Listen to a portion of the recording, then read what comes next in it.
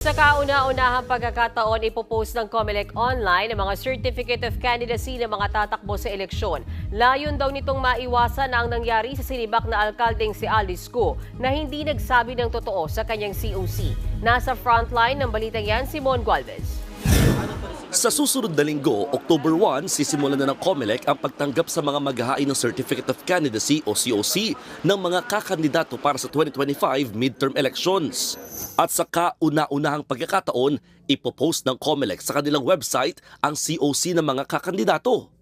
Ilalabas po natin yan sa publiko upang alam ng publiko sino kayo, anong pinanggalingan nyo, kwalipikado ba kayo, citizen ba kayo ng ating bansa. Sa pamamagitan nito, makikita online ng kahit sino ang ilang detalye gaya ng address, edad at partidong kinabibilangan ng kandidato.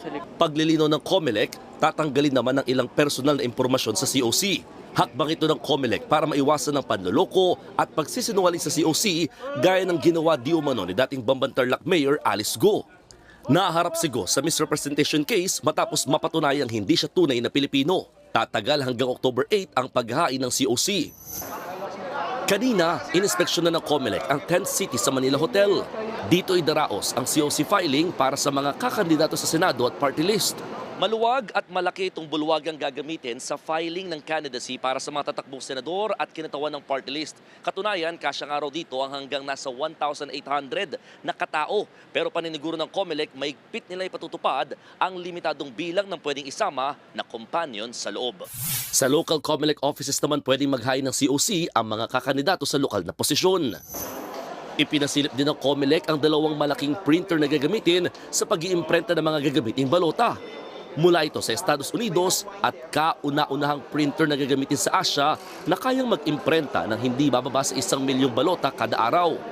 Sisimulan ng printing sa Disyembre at target makompleto ng COMELEC ang 73 milyong balota hanggang March 2025. Nagbabalita mula sa frontline, Mon Gualvez, News 5. Mga kapatid, may Anlos Baños po. Huwag magpahuli sa mga balita at impormasyong dapat ninyong malaman.